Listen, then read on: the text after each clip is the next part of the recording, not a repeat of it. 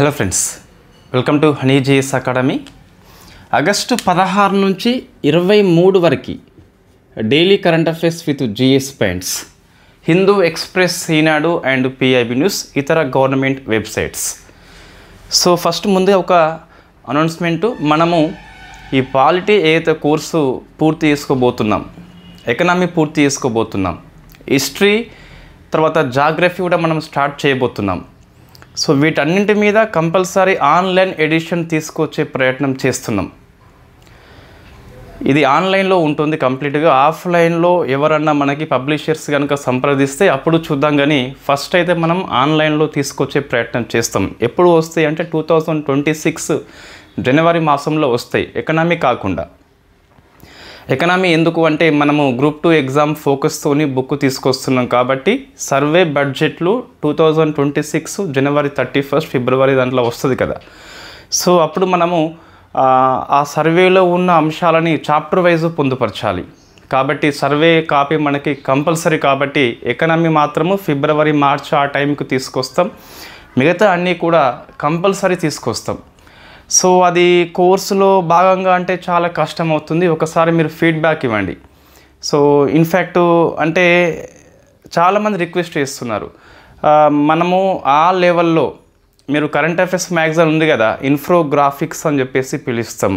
ఆ మెథడ్ టైపింగ్ని అంటే ఈ పారాగ్రాఫ్ మెథడ్లో కాకుండా మనకి విజిబుల్గా చూస్తేనే ఈజీగా మైండ్లోకి వెళ్ళిపోతుంది. సో అటువంటి నోట్స్ తయారు చేయాలంటే చాలా ఎక్కువ ఖర్చుతో కూడుకున్నటువంటి వ్యవహారం. విత్ ఇన్ ద కోర్సులో మనం దీన్ని అయితే ఇవ్వలేము. సో ఎవరన్నా మీకు ఒకసారి మీరు ఫీడ్బ్యాక్ ఇవ్వండి. ఇంట్రెస్ట్ ఉన్నట్లయితే మనం స్టార్ట్ చేద్దాం. సో నేను మన డిటిపి చేసే వ్యక్తితో మాట్లాడడం జరిగింది. సో మనకి 3-4 మంత్స్లోనే మిగతా అన్నీ అయిపోతుంది, ఎకనామీ కాకుండా. అది depend on the your feedback అండి. మనం కోర్సులో భాగంగా అన్నీ ఫ్రీ ఇస్తున్నాం, క్లాసెస్, నోట్స్, తర్వాత టెస్ట్ సిరీస్, రివిజన్ ప్లాన్స్ అన్నీ ఫ్రీ ఇస్తున్నాం. గ్రూప్ 2 వరకు వ్యాలిడిటీ ఇచ్చినాం. But online edition DTP version రావాలి అంటే కరెంట్ అఫైర్స్ లాగా 30-40 పేజీల వ్యవహారం కాదు అది. ఎకనామీ అయితే మీకు 400కి పైగా పేజీలు తప్పనిసరిగా అవుతుంది, పాలిటీ అవుతుంది, హిస్టరీ కూడా ఒక 300-270 వరకు అవ్వచ్చు. సో జాగ్రఫీ ఒక 150 వరకు అయితే అవ్వచ్చు. సో ఇన్ని మనము ఈ కోర్సులో భాగంగా ఆన్లైన్ ఎడిషన్ అయితే ఇచ్చే అవకాశం లేదండి. మీ ఫీడ్బ్యాక్ బట్టి మనం నిర్ణయం తీసుకుందాం. ఓకే, సో కరెంట్ అఫైర్స్లో మన డిటిపి వర్షన్కి ఎక్స్ట్రా కాస్ట్ చేయట్లే, మనం చెప్పకపోయినా దాన్ని ఫ్రీగా ఇస్తున్నాం మనం. బట్ ఇది అట్లా కాదు కదా, బుక్ మొత్తం కాబట్టి ఎట్లయినా కష్టం అండి, చాలా కష్టం, రైట్. బట్ మనము కాస్ట్ పెట్టినప్పటికీ తక్కువే ఉంటుంది, కంపల్సరీ తక్కువే ఉంటుంది. ఇంకెవరన్నా ఆఫ్లైన్లో పబ్లిషర్స్ మనల్ని సంప్రదిస్తే కనుక బుక్ బయటకు వచ్చిన తర్వాత అప్పుడు అట్లా మనం ప్లాన్ చేయొచ్చు. ఇన్ఫ్యాక్ట్ ఏది ఆఫ్లైన్లో మీకు ప్రింట్ తక్కువ అవుతుంది, ఈ ఆన్లైన్లో ప్రింట్ ఎక్కువ అవుతుంది. 400 పేజీకి పైగా నోట్స్ మీరు ప్రింట్ తీసుకోవాలి. సో కొన్ని ఇబ్బందులు ఎదురవుతాయి. బట్ మీరు హైదరాబాద్ వెళ్ళినప్పుడు ప్రింట్ తీసుకుంటే చాలా ఈజీ అయిపోతుంది, తక్కువ కాస్ట్లో అయిపోతుంది. బట్ మీకు ఇన్ఫోగ్రాఫిక్స్ మెథడ్లో మనం నోట్స్ ఇస్తున్నాం కాబట్టి మోస్ట్ ఆఫ్ ది ఇష్యూస్ అదే మెథడ్లో ఉంటాయి. ఏమవుతుంది మనకు అట్లా ఇచ్చినప్పుడు అంటే, సో మీకు సమాచారం అనేది పారాగ్రాఫ్ రూపంలో ఉన్నప్పుడు మెదడు ఈజీగా తీసుకోదు, మనం దాన్ని వెతుక్కోవాలి ఎక్కడ పాయింట్స్ ఉన్నాయని చెప్పేసి. ఇక్కడ అట్లా కాదు, ఒక చిత్రీకరణ మెథడ్లో ఉంటాయి కాబట్టి సో మనం ఈజీగా ఫాస్ట్ రీడింగ్కి అవకాశం ఎక్కువ ఉంటుంది, రైట్. సో ఫస్ట్ మనం పాలిటీ చూసినట్లయితే అది ఆన్లైన్ ఎడిషన్కే మనం ఫస్ట్ ప్లాన్ చేస్తున్నాం. సో మీకు polity article day of importance చూస్తే ఏమున్నాయండి, మోస్ట్లీ మనకైతే ఏం కనిపించలేదు. 23 ఆగస్టు మాత్రము నేషనల్ స్పేస్ డే అని చెప్పేసి పిలుస్తాం. అది స్పేస్ ఆర్టికల్ కిందకి మనం డిస్కస్ చేయబోతాం. సో ఫస్ట్ పాలిటీ అండి, 130వ రాజ్యాంగ సవరణ బిల్లుని, కాన్స్టిట్యూషనల్ అమెండ్మెంట్ బిల్లుని సో ఈ లోక్సభలో ప్రవేశపెట్టారు. తర్వాత దీన్ని జాయింట్ పార్లమెంటరీ కమిటీకి నివేదించారు. మనం జాయింట్ పార్లమెంటరీ కమిటీ చైర్మన్ని నియామకం చేసినప్పుడు మనం జేపీసీ గురించి డిస్కస్ చేద్దాం. జేపీసీ గురించి మనం వక్ఫ్ బిల్లు విషయంలో ఒక చిన్న వీడియో చేసినాం. మనం జేపీసీని ఎవరు ఏర్పాటు చేస్తారు, ఎంతమంది సభ్యులు ఉంటారని చెప్పేసి, ఎలా పనిచేస్తుందని చెప్పేసి, ఇంతవరకు ఏర్పాటు చేయబడ్డ జేపీసీలు ఏంటని చెప్పేసి మనము ఈ యూట్యూబ్ క్లాస్లో మీకు పాలిటీ ప్లేలిస్ట్ అని చెప్పేసి ఉంటుంది కదా, అందులో వీడియో ఉంటుంది. బట్ మనం నెక్స్ట్ కరెంట్ అఫైర్స్లో కవర్ చేద్దాం. ఇప్పుడు ఎందుకు కవర్ చేయట్లే అంటే మన ఫోకస్ ఇప్పుడు 130వ రాజ్యాంగ సవరణ బిల్లు మీద ఉంటుంది. జేపీసీ గురించి చూస్తే మనము తర్వాత డిస్కస్ చేద్దాం. అంటే జేపీసీ కమిటీ చైర్పర్సన్ నియామకం చేసినప్పుడు డిస్కస్ చేద్దాం. So what is the 130th constitutional amendment bill అని చెప్పేసి చూస్తే మీకు 129 కూడా వార్తల్లో ఉన్నదండి. ఇది ఈ జమిలీ ఎన్నికల కోసము తీసుకొచ్చిన బిల్లు, చట్టం కాదు బిల్లు. 130 ఏమో మీకు ఈ 5 years కంటే ఎక్కువగా శిక్ష పడే నేరాలు చేసినప్పుడు ఏదైనా మంత్రి, సో ఈ చట్టం మనకి ఏమంటుంది అంటే 75 ఆర్టికల్లో 75(5)(a) అని చెప్పేసి యాడ్ చేస్తుంది. నెక్స్ట్ 164(4)(a) అని చెప్పేసి యాడ్ చేస్తుంది. 239(a)(a)ని సవరణ చేస్తుంది. ఢిల్లీ విషయంలో ఇది పనికొస్తుంది. నెక్స్ట్ యూనియన్ టెరిటరీస్ యాక్ట్ 1963 అని చెప్పేసి ఇది యూటీ ప్రాంతాల కోసం పనికొస్తుంది.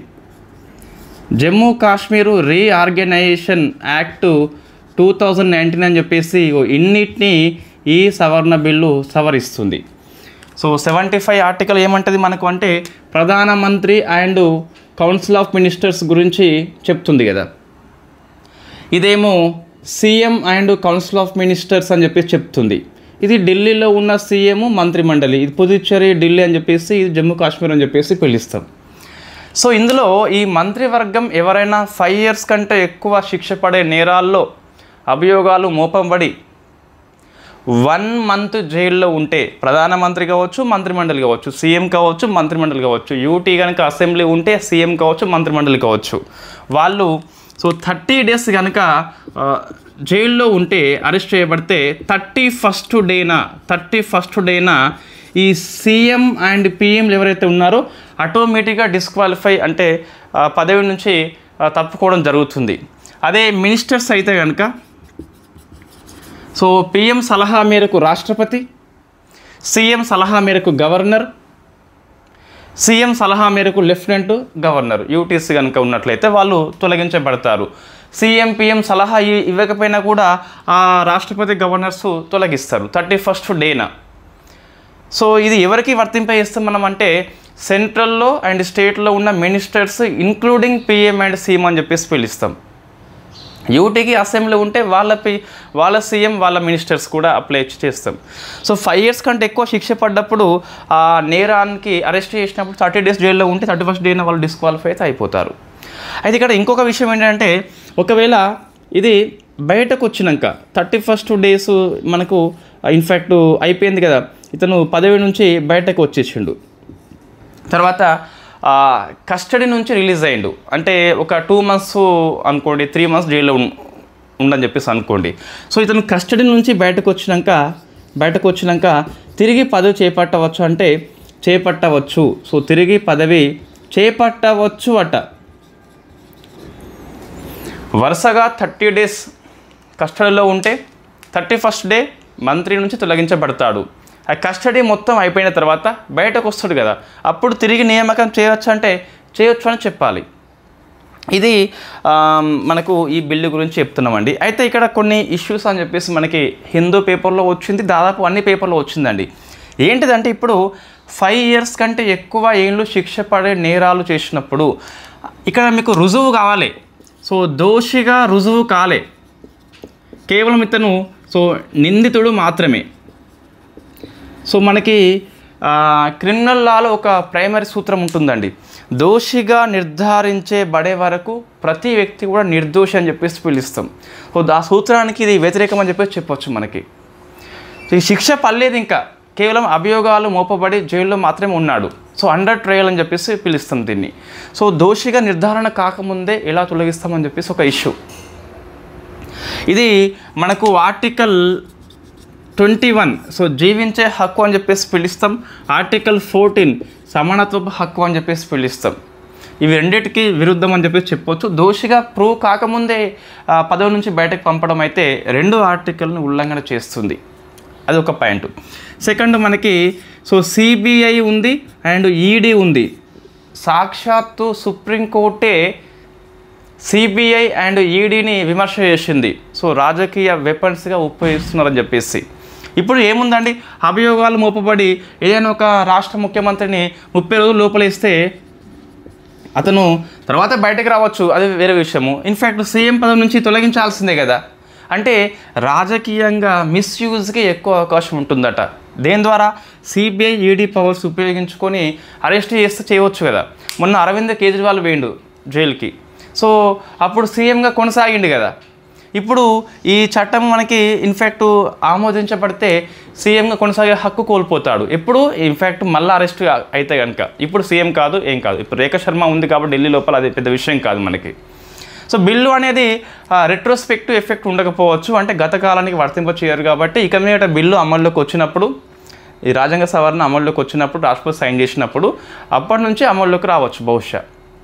రైట్, ఇది కొంచెం మిస్యూజ్కి అవకాశం ఉంటుంది. సో నెక్స్ట్ ఇది మనం చెప్పట్లే, పేపర్లో వచ్చిన ఆర్టికల్ అండి.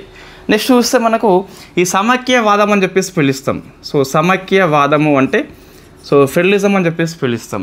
ఇది ఈ బిల్లు ద్వారా రాష్ట్రాల పవర్స్ తగ్గించవచ్చు. సీఎం మంత్రిమండలి సో చట్టం చేసేది పార్లమెంటు. అంటే ఫెడరలిజంకి ఇది విరుద్ధంగా పనిచేస్తుంది అంటే అవుననే చెప్పాల్సిన అవసరం ఉంది. Next very famous case Manoj Narula అంటాం.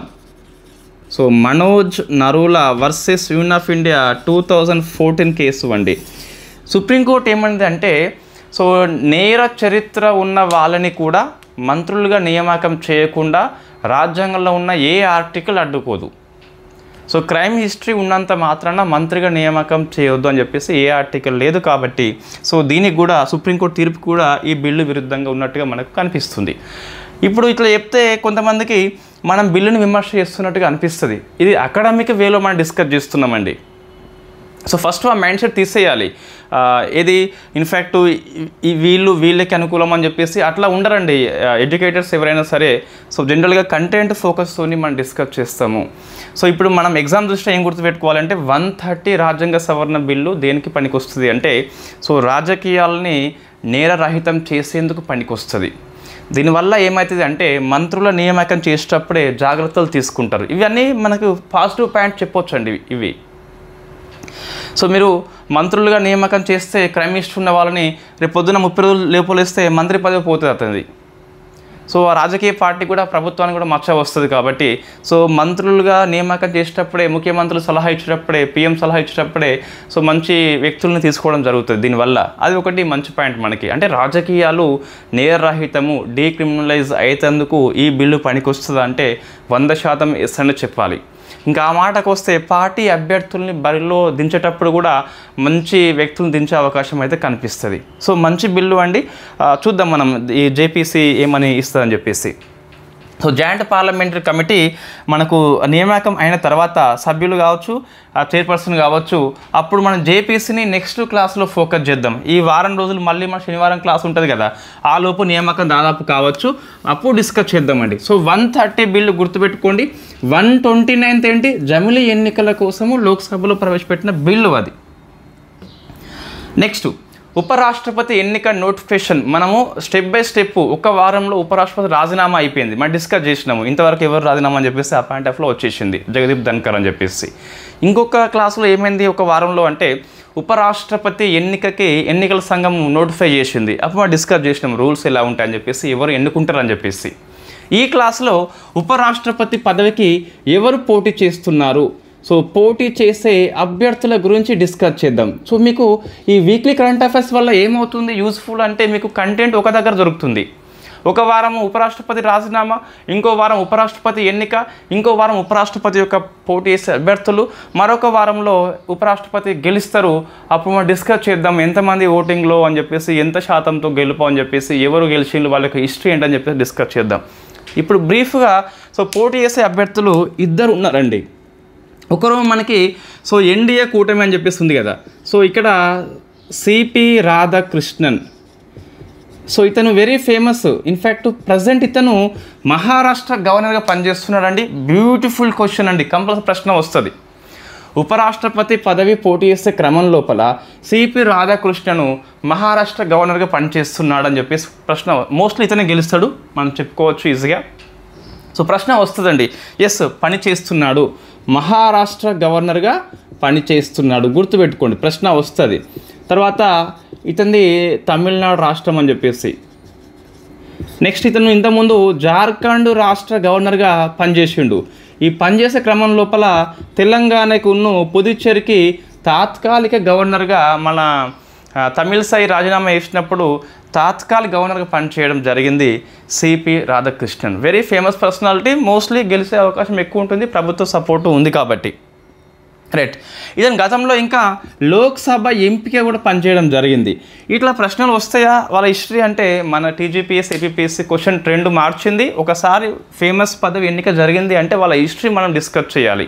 సో మనం గెలిచినప్పుడు ఏదో పేపర్లో పూర్తిగా వస్తుంది, మరింత వివరణ దొరుకుతుంది అప్పుడు.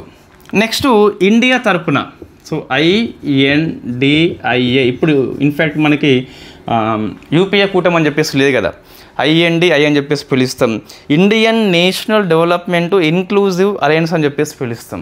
సో వీళ్ళ తరపున బి సుదర్శన్ రెడ్డి, సో తెలంగాణ వ్యక్తి అండి, ఇతనిది రంగారెడ్డి డిస్టిక్. సో ఇతను పోటీ చేస్తున్నాడు. ఇతను సుప్రీంకోర్టు యొక్క న్యాయమూర్తిగా పనిచేసిన వ్యక్తి, సరిపోతుంది. సో ఇన్ఫ్యాక్ట్ మనము ఎవరు గెలిచినప్పుడు వాళ్ళ గురించి ఎక్కువ డిస్కస్ చేద్దాం. ఇప్పుడైతే మీకు 2 సమాచారం సరిపోతుంది. సిపి రాధాకృష్ణన్ అండ్ సుదర్శన్ రెడ్డి ఇద్దరు కూడా ఈ ఉపరాష్ట్రపతి పదవికి పోటీ చేస్తున్న అభ్యర్థులు. ఒకసారి మీరు ఆన్సర్ చేయండి, మనం డిస్కస్ చేసినాము. ఇప్పుడు జరిగేది ఉపరాష్ట్రపతి పదవికి ఎన్నవ ఎన్నిక అని చెప్పేసి చూడండి. ఇక మీ పేపర్లో చూస్తే ఈ పార్లమెంట్ యొక్క నూతన భవనంలో తొలి ఎన్నిక అని చెప్పేసి ఇచ్చిండు కదా, మనం ఎప్పుడో డిస్కస్ చేయడం జరిగింది దీన్ని. వాస్తవంగా ఇప్పుడు కాదు, ఎప్పుడో డిస్కస్ చేసినాం మనం. ఇది సెకండ్ ఆర్టికల్ అండి. సో సెకండ్ ఆర్టికల్ మీకు ఏముంది, జస్ట్ అభ్యర్థుల పేర్లు మాత్రము ఇవ్వడం జరిగింది. సో తర్వాత చూస్తే మీకు పాలిట్లో మరొక article, national commission for women సలహా కమిటీ అని చెప్పేసి ఉంటుంది. 21 మెంబర్స్ ఉంటారు. ఈ సలహా కమిటీలో 2 నియామకం చేయడం జరిగింది. ఒకరేమో PV సింధు, మరొకరు Mahesh Bhagwat. So out of 21 మెంబర్స్లో తెలంగాణ వాళ్ళు PV సింధు అండ్ మహేష్ భగవత్ అని చెప్పేసి పిలుస్తాం. వీళ్ళు ఎవరు అంటే నేషనల్ కమిషన్ ఫర్ ఉమెన్లో అడ్వైజరీ కమిటీ 21 మెంబర్స్తో ఉంటుంది. ఆ 21 మెంబర్స్లో 2 సభ్యులు PV సింధు అండ్ మహేష్ భగవత్ అని చెప్పేసి పిలుస్తాం. ఈ 21 మెంబర్స్కి నాయకత్వం వహించేది విజయ కిషోర్. ఈమె ఎవరు అంటే Vijaya Kishore national commission for women యొక్క చైర్పర్సన్ అని చెప్పేసి గుర్తుపెట్టుకోవాలి. సో మనకి చట్టబద్ధ సంస్థ అండి ఇది. ఏది నేషనల్ కమిషన్ ఫర్ ఉమెన్ అనేది 1990 చట్టము ద్వారా 1992లో ఏర్పాటు అయింది. సో మొత్తం 1+5 మెంబర్స్ అని చెప్పేసి ఉంటారు. ఒకరు చైర్పర్సను, 5 ఏమో మెంబర్స్. వీళ్ళని రాష్ట్రపతి నియామకం చేయరు, సెంట్రల్ గవర్నమెంట్ చేస్తుంది. ప్రశ్న వస్తుంది, సెంట్రల్ గవర్నమెంట్ చేస్తుంది. వీళ్ళ పదవీకాలం మనకి 3 ఏళ్ళు అని చెప్పేసి పిలుస్తాం. సో ఇది ప్రశ్న వస్తుంది. National commission for women chairperson and members appointed by central government only, not president of India. అది గుర్తుపెట్టుకోండి. నెక్స్ట్ ఈ ప్రధానమంత్రి ఆఫీస్ ఉందిగా మీకు.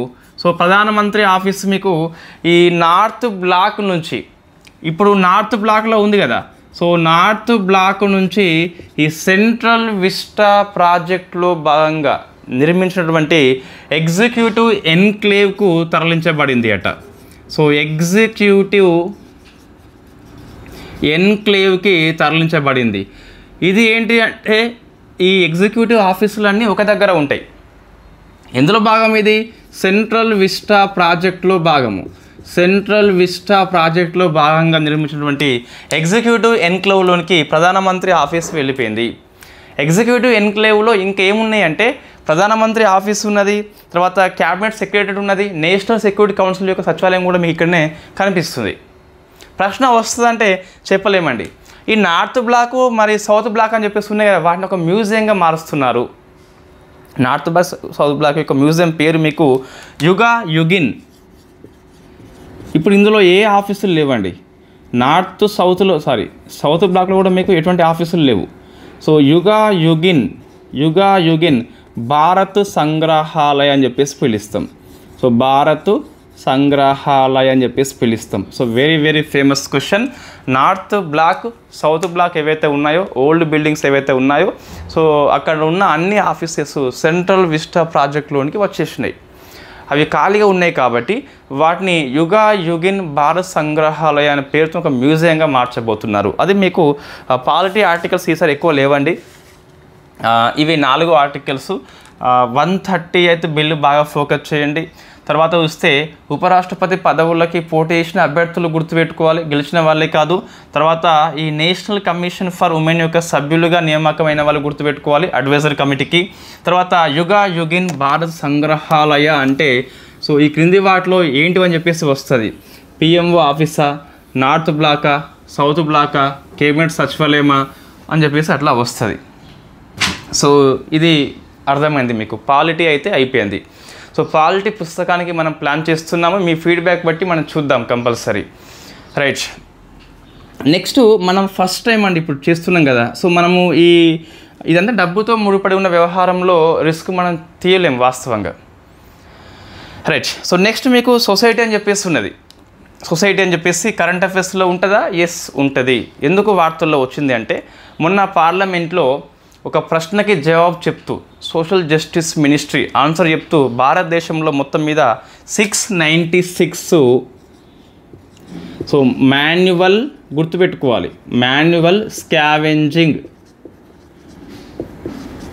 ఫ్రీ డిస్ట్రిక్ట్ ఉన్నాయి. ఇంతకుముందు మీరు టీజీపీఎస్సీ క్వశ్చన్ చూస్తున్నారు కదా. సో కాబట్టి ఇది గుర్తుపెట్టుకోవాలి. 696 యాజ్ పర్ పార్లమెంటు యొక్క క్వశ్చన్ అవర్లో ఇచ్చిన ఆన్సర్ బట్టి చూస్తే ఇంతవరకు భారతదేశం లోపల 696 డిస్ట్రిక్ట్స్ అయితే మాన్యువల్ స్కావెంజింగ్ ఫ్రీ డిస్ట్రిక్ట్ అయిపోయినాయట. అందులో ఎవరు మాన్యువల్ స్కావెంజింగ్ చేయట్లేదట.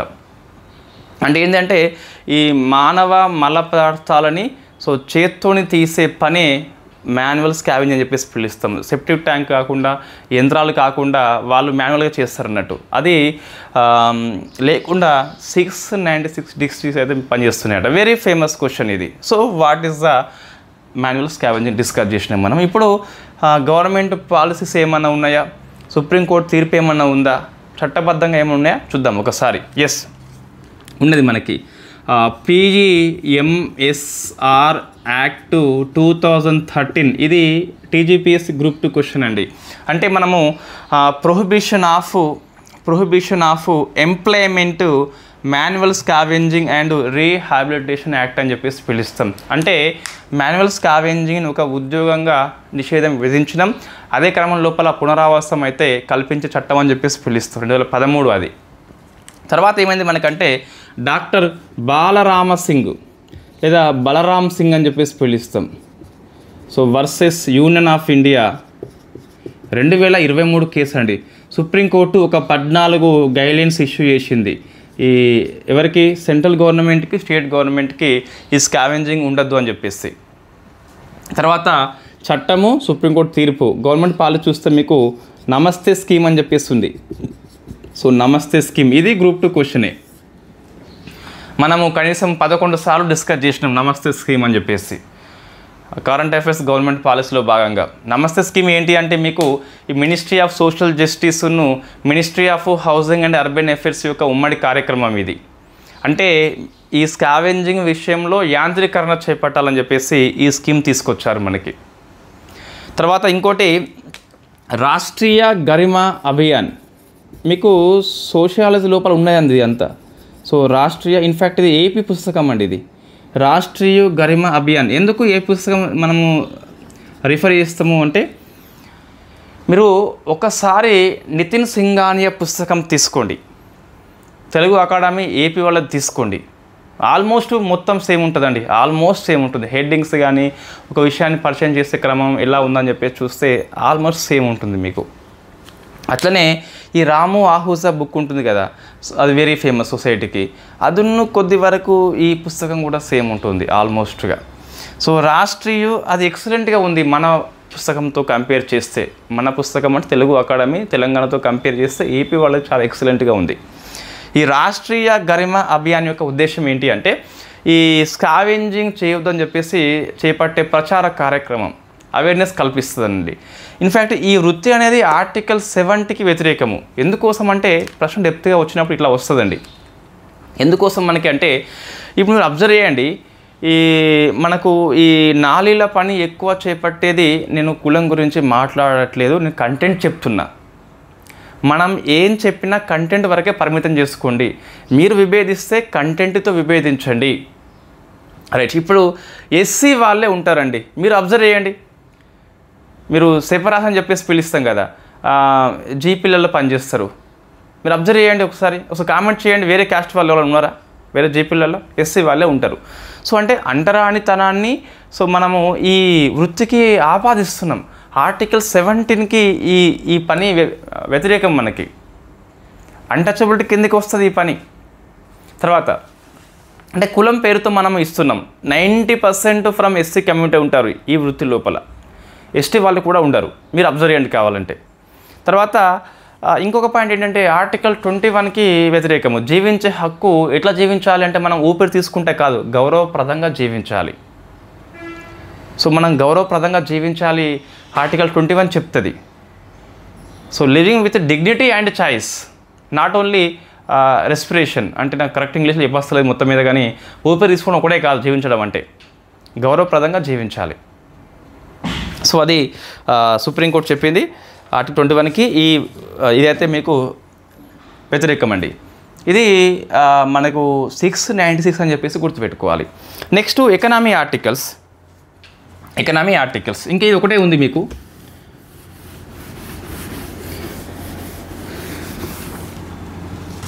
ఒక్క నిమిషం అండి.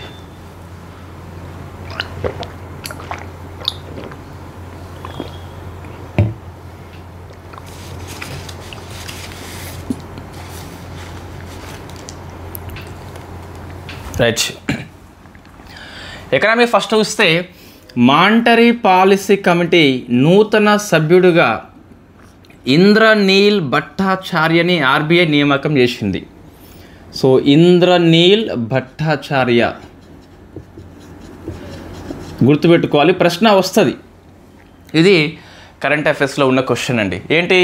మానిటరీ పాలసీ కమిటీ, ద్రవ్య విధాన కమిటీ యొక్క సభ్యుడిగా ఇంద్రనీల్ భట్టాచార్య అని చెప్పేసి వచ్చిండు. మనం 6 months అప్డేట్స్ డిస్కస్ చేసినాం మనం. సో అందులో మీకు ఇక్కడ ఈయన పేరు ఉండదు 6 సభ్యులలో. సో ఇది మనం యాడ్ చేసుకోవాలి. Right. 6 months current affairs course తక్కువ ప్రైస్లో ఉంది, ఎవరన్నా తీసుకునే ఉద్దేశం ఉంటే తీసుకోండి. అది మీకు ఈ ఎఫ్బిఓ లాంటి ఎగ్జామ్స్కి బాగా పనికి వస్తుంది. సో ఎఫ్బిఓ ప్రిలిమ్స్ ఉంటుందా అండి? ఇన్ఫ్యాక్ట్ మనకి 1:200 అప్లికేషన్స్ వచ్చినాయా? ఒకసారి మీరు కామెంట్ చేయండి. I don't know about the AP issues, ఒకసారి కామెంట్ చేయండి. రైట్. ఇప్పుడు ఏంటి? ఇంద్రనీల్ భట్టాచార్య అని చెప్పేసి ఎంపీసీ కమిటీగా వచ్చిండు, ఆర్బీఐ నియమించింది. So what is the monetary policy committee? నాకు తెలిసి 26 సార్లు మనం డిస్కస్ చేసినాం ఎంపీసీని. సో ఇది మనకు ఉర్జిత్ పటేల్ కమిటీ సిఫార్సు మేరకు అని చెప్పేసి ఏర్పాటు చేసినాం. 1934 ఆర్బీఐ యాక్ట్ ద్వారా ఏర్పాటైంది కాబట్టి సో ఇది చట్టబద్ధ సంస్థ అని చెప్పేసి పిలుస్తాం. సెక్షన్ నెంబరు 45 JDB అని చెప్పేసి. దీని ప్రకారము 6 ఉంటారు, 3 from RBI, 3 from government of India. So government of India నుంచి 3 వాళ్ళు, వీళ్ళేమో 3 ఆర్బీఐ. ఇందులో ఫస్ట్ వ్యక్తి ఆర్బీఐ గవర్నర్ అని చెప్పేసి పిలుస్తాం. ఇతనే ఈ మానిటరీ పాలసీ కమిటీ యొక్క చైర్పర్సన్గా పనిచేస్తాడు. సంజయ్ మల్హోత్రా అని చెప్పేసి ప్రజెంట్ ఉన్నాడు. నెక్స్ట్ ఆర్బీఐ డిప్యూటీ గవర్నర్ ఉంటారు కదా, అందులో ఒక వ్యక్తి ఈ మానిటరీ పాలసీ కమిటీకి ఇన్ఛార్జిగా ఉంటాడు. ఇది వెరీ వెరీ బ్యూటిఫుల్ క్వశ్చన్ అండి. మానిటరీ పాలసీ కమిటీ యొక్క ఇన్ఛార్జ్గా ఎవరు ఉంటారని చెప్పేసి ప్రశ్న వచ్చినప్పుడు ఫస్ట్ ఆప్షన్లో ఆర్బీఐ గవర్నర్ అని చెప్పేసి ఉంటుంది. అది శుద్ధ తప్పు. మనకి డిప్యూటీ గవర్నర్ ఉంటాడు, అది గుర్తుపెట్టుకోండి. ఇప్పుడు మనకి పూనం గుప్తా అని చెప్పేసి ఉన్నది. సో ఎవరిల్లు? పూనం గుప్తా అని చెప్పేసి పిలుస్తాం. ఇంకొక వ్యక్తి మనకి సో ఇంద్రనీల్ భట్టాచార్య కొత్తగా రావడం జరిగింది. సో ఇది ఒక మై థాట్ అండి. ఎకనామీ పుస్తకం మనము ఆన్లైన్లో తీసుకొచ్చినప్పుడు ఈ సర్వేలో ఉన్న అంశాలని పుస్తకం మొత్తంలో ఒక రంగుతో ఇవ్వడం జరుగుతుంది. అంటే మీకు సమాచారం సర్వేలో ఉందని చెప్పేసి మీకు అర్థం కావాలి. సర్వే మళ్ళీ చదవని అవసరం లేదు. సో ఫస్ట్ టైం సర్వే చదవకుండా సర్వే మొత్తం కవర్ చేసేలా మనం ప్లాన్ చేస్తాం. ఆ చాప్టర్ లోపల పొందుపరుస్తాం ఆ పాయింట్స్ని ఎక్కడ పడితే అక్కడ. ఆ క్రమం లోపల మనము సో నోట్ అని చెప్పేసి స్టార్టింగ్లో, గమనిక అని చెప్పేసి స్టార్టింగ్లో ముందు మాట రాస్తాం కదా, అప్పుడు రాస్తాం అన్నట్టు. సో సర్వేలో ఉన్న అంశాలని ఈ కలర్లో ఇవ్వడము అని చెప్పేసి సో మీకు తెలుస్తుంది అప్పుడు ఇది సర్వేలో ఉందని చెప్పేసి మనం ఎక్కువ ఫోకస్ చేయాలని చెప్పేసి. Right, next the best book అయితే వస్తుందండి కొంచెం సపోర్ట్ చేస్తే మనకి. ఇప్పుడు మిగతా ముగ్గురు గవర్నమెంట్ ఆఫ్ ఇండియా నియామకం చేస్తుంది కదా, వీళ్ళు తిరిగి నియామకం అయ్యేందుకు అర్హులు కాదు. ముగ్గురు పేర్లు చూస్తే మనకి ఒకరు భట్టాచార్య అని చెప్పేస్తున్నాడు, ఇంకొకరు రామ్ సింగ్ అని చెప్పేసి, మరొకరు నగేష్ కుమార్ అని చెప్పేస్తున్నారు. వీళ్ళ పదవీ కాలము 4 years. వీళ్ళు తిరిగి రీఅపాయింట్మెంట్ అవకాశం ఉందా లేదని చెప్పేసి మైండ్లో పెట్టుకోండి. రైట్, ఇది ఫస్ట్ అయిపోయింది. సెకండ్ చూస్తే మీకు లాస్ట్ వీక్ కరెంట్ అఫైర్స్లో ఈ 16, 17 ఉంది కదా, మనం 2 days కరెంట్ అఫైర్స్ డిస్కస్ చేసినాం ఒకసారి, సండే లేదా మండే కావచ్చు. అందులో next generation GST reforms discuss చేసినాం కదా. సో ఈ రీఫార్మ్స్ని మనకి మంత్రుల కమిటీ ఆమోదించింది. ఈ మంత్రుల కమిటీకి హెడ్గా మనకి బీహార్ యొక్క డిప్యూటీ చీఫ్ మినిస్టర్ సామ్రాట్ చౌదరి పనిచేస్తున్నాడు. సో సామ్రాట్ చౌదరి నాయకత్వంలో పనిచేస్తున్న మంత్రుల కమిటీ ఏదైతే ఉందో నెక్స్ట్ జనరేషన్ జిఎస్టీ రీఫార్మ్స్ని ఆమోదించింది. దెర్ ఈస్ ఓన్లీ 2 slabs, 5% ఉంటుంది, 18 అని చెప్పేసి ఉంటుంది. మనం డిస్కస్ చేసినాం ఆల్రెడీ, మళ్ళీ ఇక్కడ అవసరం లేదు. తర్వాత ఈ గవర్నమెంట్ యొక్క డెప్ట్ మీద మన ఫైనాన్స్ మినిస్టర్ అయితే పార్లమెంట్లో ఆన్సర్ చెప్పింది. దాని ప్రకారం చూస్తే 2025 and 26లో 25 and 26లో ఈ సెంట్రల్ గవర్నమెంట్ యొక్క రుణం అనేది జీడిపిలో 56.1% ఉంది. సో జీడిపిలో శాతంగా చెప్తాము, డెప్ట్ టు జీడిపి రేషియో 56.1 అని చెప్పేస్తుంది. సో మనకి ఒకటి there is a FRBM act అండి. So financial responsibility budget management act అని చెప్పేస్తుంది కదా, 2003 చట్టం మనకి. ఈ FRBM యాక్ట్ ఏదైతే ఉందో ఏమని చెప్పింది అంటే 2024-25 నాటికి సెంట్రల్ గవర్నమెంట్ యొక్క డెప్ట్ అనేది జీడిపిలో 40%కి లక్ష్యం పెట్టుకుంది. 56.1 ఉంది. లక్ష్యాన్ని చేరుకుందా అంటే లేదు అని చెప్పాలి. జనరల్ గవర్నమెంట్ అంటే 60% వస్తుంది. General government means central government plus state government వస్తుంది. నేను చెప్పేది ఓన్లీ సెంట్రల్ గవర్నమెంట్ గురించి మాట్లాడుతున్నాను కాబట్టి 40 అని చెప్పేసి లక్ష్యం పెట్టుకున్నాము. 56 వరకు వెళ్ళిపోయింది బడ్జెట్ యొక్క అంచనా ప్రకారం చూస్తే, ఎస్టిమేట్ చూస్తే. సో మీకు ఇది చదివినప్పుడు కరెంట్ అఫైర్స్ క్వశ్చన్ కదా, ఇది గుర్తుకు రావాలండి. అలా గుర్తుకొస్తే ఏమైతే మనం మర్చిపోము, ఎకనామీలో ఉన్న కంటెంట్ని మనం మర్చిపోయే అవకాశం చాలా తక్కువ ఉంటుంది అప్డేట్స్తో కలిపి చదువుకుంటే.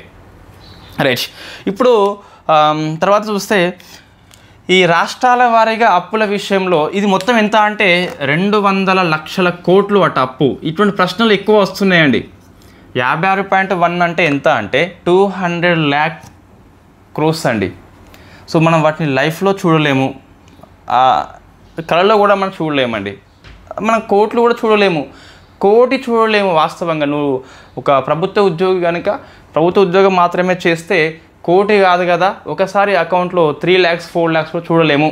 ఆయనకి ఎటువంటి బ్యాక్గ్రౌండ్ లేకుంటే ఫస్ట్ జనరేషన్ జాబ్ అయితే కనుక జాబ్ సాలరీ మాత్రమే అయితే కనుక నీ అకౌంట్లో నీ జీవితం మొత్తంలో 2 lakhs అనేది ఎప్పుడూ చూడలేవు.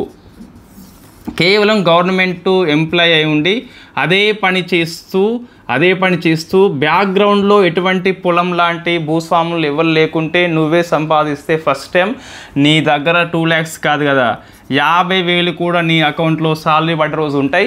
నెక్స్ట్ డే ఈఎంఐలకు లోన్స్కి లేకుంటే చిట్టీలకి వెళ్ళిపోతాయి. సో నెక్స్ట్ డే 50,000 కూడా నీ అకౌంట్లో లైఫ్ టైంలో చూడలేవు. ఇది కండిషన్స్ అప్లై. రైట్, ఇన్ని కోట్లు మనం అప్పైతే కలిగి ఉన్నాం. అదే మీరు రాష్ట్రాలయ వారీగా చూస్తే మనకు so first rank goes to Tamil Nadu అండి, సెకండ్ ర్యాంకు యూపీ, ఇన్ఫ్యాక్ట్ తర్వాత చూస్తే మహారాష్ట్ర అని చెప్పేసి పిలుస్తాం. సో తుమ్ అంటే నీవు తుమ్కో అని చెప్పేసి అంటాం కదా. సో నీవు అప్పు చేసినావు అని చెప్పేసి స్టేట్ గవర్నమెంట్ని ఇన్ఫ్యాక్ట్ సెంట్రల్ గవర్నమెంట్ అంటుంది. తుమ్ అంటే సో తమిళనాడు, యూపీ, మహారాష్ట్ర అని చెప్పేసి పిలుస్తాం. ఇది ఎకనామీ ఆర్టికల్స్. ఇంకా ఉన్న ఎకనామీ ఆర్టికల్స్ సో మనం ఎకనామీ కోర్సులో ఒక 2 ఆర్టికల్స్ డిస్కస్ చేసినామండి. అవి ఇప్పుడు వార్తల్లో వచ్చినాయండి. మనం ఎకనామీ కోర్సులో వ్యవసాయం పాఠం ఎప్పుడో మార్చిలో చెప్పి ఉన్నాం మనం గతం లోపల. సో అది ఇప్పుడు వార్తల్లో వచ్చినాయండి. సేమ్ అదే నేను కాపీ కొట్టిన. So copy from our notes అది అవర్ నోట్స్ అండి. రైట్. ఏంటి అంటే సో ఫోర్టిఫైడ్ రైస్ యొక్క స్కీమ్ని 2028 వరకు పొడిగించారు. ఇది క్యాబినెట్ ఎప్పుడూ ఆమోదించింది కదా, మనం అప్పుడు డిస్కస్ చేసినాం. ఎకనామిక్ కోర్సులో వచ్చింది, కరెంట్ అఫైర్స్లో కూడా వచ్చింది. సో మనది మంచిగా ఉందండి పని. మనము కరెంట్ అఫైర్స్ నుంచి ఎకనామీలో కాపీ కొడతాం, ఎకనామీ నుంచి కరెంట్ అఫైర్స్ కాపీ వస్తాం. కాపీ తప్పు కాదు. వై? బికాస్ మన నోట్స్ మనమే కదండి. రైట్. సో ఫోర్టిఫైడ్ రైస్ని ఎక్కడ అమలు చేస్తున్నాము అంటే ఇది చూడండి ఒకసారి. మన ఎకనామిక్ కోర్సులో రాసిన నేను, మన పాఠం పేరు ఎకనామిక్ కోర్సులో ఇది. సో ఫుడ్ సెక్యూరిటీ అని చెప్పేసి ఉంది కదా, అక్కడ డిస్కస్ చేసినాం మనం. సో ఇది చూడండి ఒకసారి, మీరు అందులో ఉంటుంది.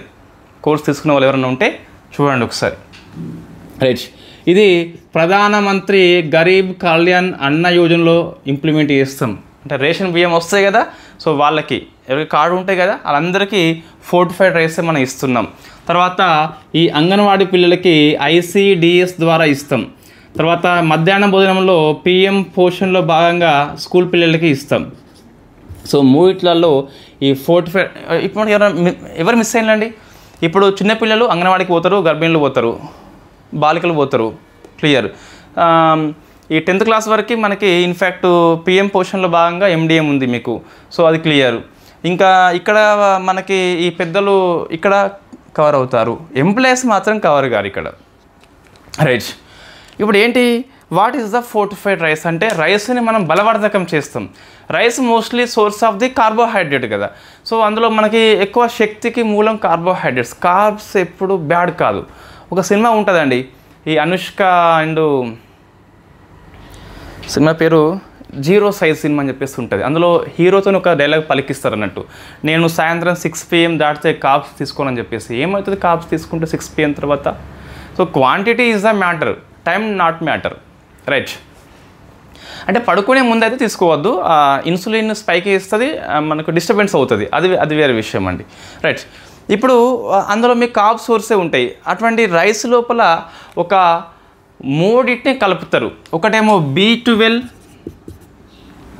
సెకండ్ వచ్చేసి iron, next folic acid. So 3 కలుపుతారు. అప్పుడు అది రైస్ కాస్త బికమ్ ఫోర్టిఫైడ్ రైస్గా మారిపోతుంది. సో లక్ష్యం ఏంటి అంటే పిల్లల్లో న్యూట్రిషన్ లోపం ఉంటుంది కాబట్టి కనీసం ఆ రేషన్ బియ్యం ద్వారానైనా వాళ్ళకి ఇటువంటి న్యూట్రిషన్స్ వస్తాయని చెప్పేసి. ఇంకోటి అమ్మాయిల్లో గర్భిణీలో రక్తహీనత ఎక్కువ ఉంటుంది కాబట్టి అది ఉండకుండా ఇది పనికి వస్తుందట. సో 2 లక్ష్యాలతోని న్యూట్రిషన్ లోపం నివారణ ఒకటి, రక్తహీనత ఎనిమియా అని చెప్పేసి పిలుస్తాం కదా, వాటి నివారణ కోసం అని చెప్పేసి ఈ స్కీమ్ తీసుకొచ్చారు, గుర్తుపెట్టుకోండి. రైట్. తర్వాత చూస్తే అన్న చక్ర అని చెప్పేస్తున్నది. ఇది మనం కరెంట్ అఫైర్స్లో డిస్కస్ చేసినాము, ఎకనామీ కోర్సులో డిస్కస్ చేసినాము, మళ్ళీ కరెంట్ అఫైర్స్ లోపల వచ్చింది. అయితే అన్న చక్రని విస్తరించారు. ఇప్పుడు ఇండియా మొత్తంలో 30 స్టేట్స్ అండ్ UT లోపల దీన్ని విస్తరించారు, అందుకు వార్తల్లో వచ్చింది. అన్న చక్ర అంటే ఏంటంటే మనకి రేషన్ బియ్యం ఉన్నాయి కదా, PDS సిస్టమ్ అని చెప్పేసి పిలుస్తాం. సో వాటిని లాజిస్టిక్స్ ఈజీగా అయిపోతుంది, ఈ రవాణా ఖర్చు తగ్గిపోతుంది. మనకి ఒక పోర్టల్, మనకి ఇది లాజిస్టిక్ ఇన్ఫ్రాస్ట్రక్చర్ని మెరుగుపరిచే పోర్టల్ పేరు ఇది, మనము అన్నచక్ర అని చెప్పేసి పిలుస్తాం. దీన్ని ఎవరు తయారు చేసినారు అంటే IIT ఢిల్లీ అండి. సో IIT ఢిల్లీ దీంతో పాటు వరల్డ్ ఫుడ్ ప్రోగ్రామ్ కలిపి రూపొందించిన పోర్టల్ పేరే అన్నచక్ర. అంటే మీరు ఈ రేషన్ రవాణాలో మనకి నిల్వ కాలము అనేది ఎక్కువ ఉండేలా, లేకుంటే ఖర్చు తగ్గేలా ఈ పోర్టల్ పనికి వస్తాడు. ఎలా పనిచేస్తుంది మనకు అవసరం లేదు. మొత్తం మీద లాజిస్టిక్స్ అంటే అర్థమైంది అంటే తెలుగులో ఒక ఉత్పత్తి తయారీ నుంచి ఆ ఉత్పత్తి ఈ కన్జ్యూమర్ దగ్గరికి చేరే క్రమంలో ఉన్న ప్రాసెస్ మొత్తము దీని కిందకి వస్తుంది. సో దాన్ని సరళతరం చేయడమే దీని యొక్క ముఖ్య ఉద్దేశం అట. దీన్ని IIT Delhi world food programme కలిపి తయారు చేయడం జరిగింది. నెక్స్ట్ ఎకనామీ ఆర్టికల్ చూస్తే ఈ పత్తి ఉందా, సో దీని మీద ఒక 11% కస్టమ్స్ డ్యూటీ అని చెప్పేసి ఉండే కదా, దాన్ని ఎత్తివేసింది సెప్టెంబర్ వరకు. అంటే సో సెప్టెంబర్ వరకు. దీనివల్ల ఏమైతే అంటే పత్తికి వీళ్ళకు వ్యాపారులకు ఈజీ అయిపోతుంది. ఈ 11% మీకు 5% ఏమో బేసిక్ కస్టమ్స్ డ్యూటీ ఇది. సో మీరు ఇంపోర్ట్ చేసుకుంటేనే విధిస్తాం కదా, అది ఎత్తిపడేషన్లు ఇప్పుడు లేదు మీకు. దాంతోపాటు మీకు ఒక 6 వచ్చేసి 11లో అగ్రికల్చర్ ఇన్ఫ్రాస్ట్రక్చర్ డెవలప్మెంట్ సెస్ అని చెప్పేసి పిలుస్తాం. సో దీన్ని విధించే వాళ్ళు కస్టమ్స్ డ్యూటీలో భాగంగా దీన్ని కూడా ఎత్తిపడేషన్లు. సో 2 అని చెప్పేసి వచ్చింది కదా. ఉపయోగం ఏంటి మనకంటే పత్తి వ్యాపారులకి అనుకూలంగా అయితే ఉంటుంది.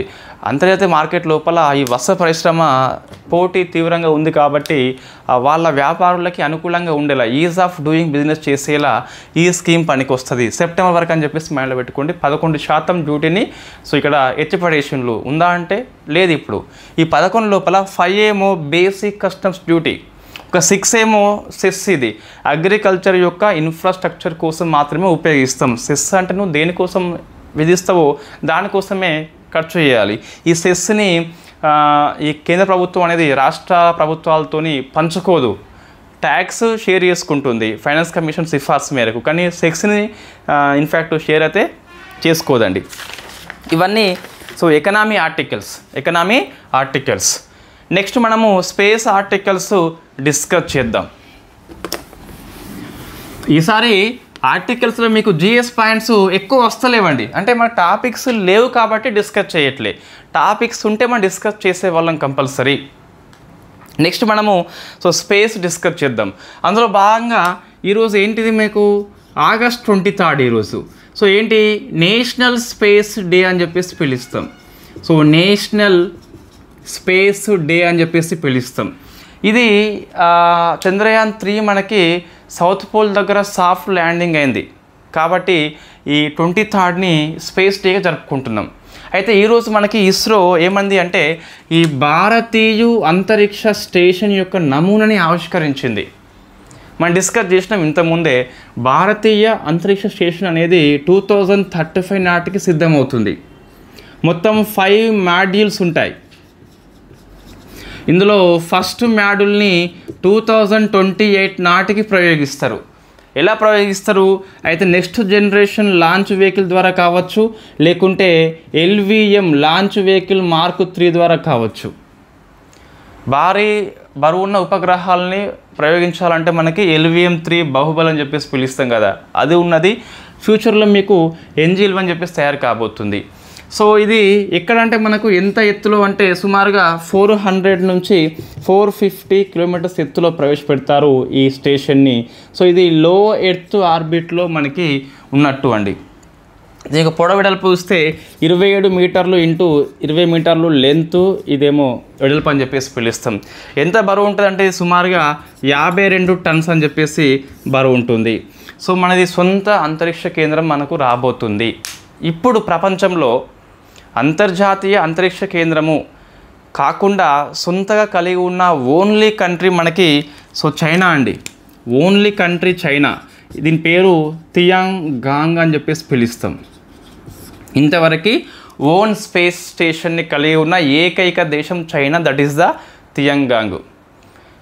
ఇతర దేశాలు అన్నీ కలిపి ఇంటర్నేషనల్ స్పేస్ స్టేషన్ అని చెప్పేసి ఏర్పాటు చేసుకున్నాయి. అది అంతర్జాతీయ అంతరిక్ష కేంద్రము. మనది 35 నాటికి అందుబాటులోకి వస్తుంది. ఈ 52 టన్స్ ఒకేసారి మీరు తీసుకెళ్తామా? Highly impossible. కాబట్టి మనం మాడ్యూల్స్ ఒకదాన్ని పంపుతాము, సెకండ్ది పంపుతాము, థర్డ్ది 4, 5 దీన్ని మనం డాకింగ్ చేస్తాం, అంటే ఒక దగ్గర చేస్తాం. అట్లా ఒకటి మన స్టేషన్ అయిపోతుంది. మొత్తం 5 modules are there, right. Next స్పేస్లో మరొక ఆర్టికల్ వార్తల్లో ఉంది. అదేమో so Bion M satellite. So Bion M satellite ఇది ఈనాడు పేపర్లో మాత్రమే వచ్చిందండి, దేంట్లో రాలేదు, హిందూలో కూడా రాలేదు. సో ఎస్ఎన్టీ హిందూలో జనరల్లీ వస్తాయి. ఇది రష్యా ప్రయోగిస్తుంది. సోయిజ్ 2 1A నౌక ద్వారా. సో సోయిజ్ 2 1A నౌక ద్వారా ప్రయోగిస్తుంది. ఎక్కడి నుంచి అంటే మీకు బైకండూర్ నుంచి ప్రయోగించింది. సో రష్యా ప్రయోగిస్తే మీకు అదే సెంటర్ అని చెప్పేసి తెలుసు అందరికీ. సోయిజ్ రాకెట్ ఉంటుంది, 2-1A అని చెప్పేసి జస్ట్ పక్కపొంటి ఉన్నది మీకు.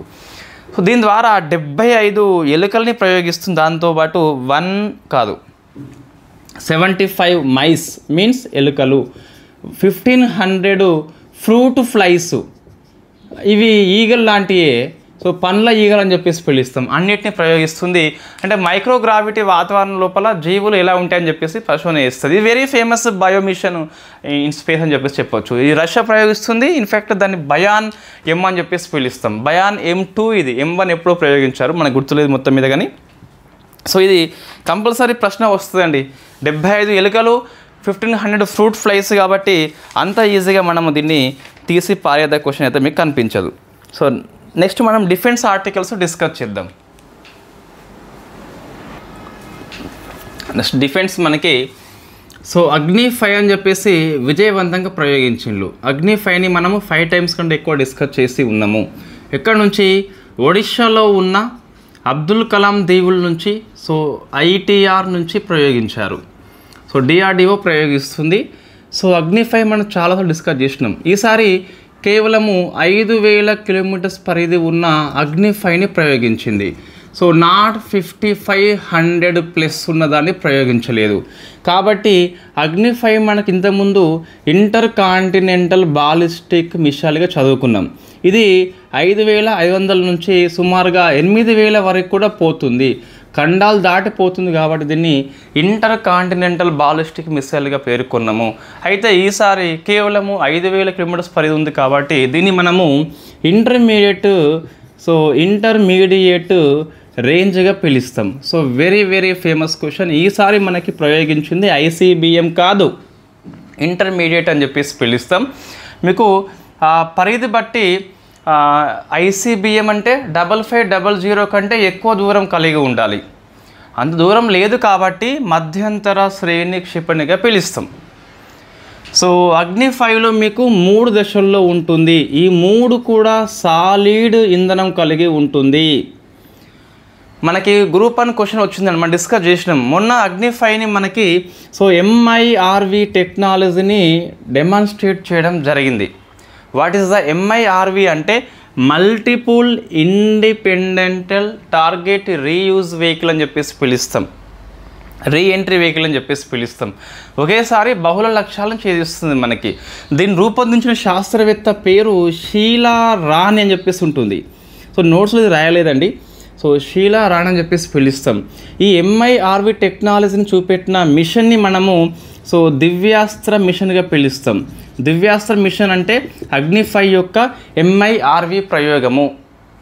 ఈ షీలా రాణిని PM మోడీ గారు సో దివ్యపుత్రిగా కీర్తీకరించాడు, దివ్యపుత్రి అని చెప్పేసి. అచ్చా, ఇంకోటి అగ్ని 5 అంటే మళ్ళీ టెస్సీ థామస్ అని చెప్పేసి ఉంటుంది. అగ్ని మహిళ అంటే ఆమె అగ్ని 5లో కీ రోల్ పోషిస్తుంది.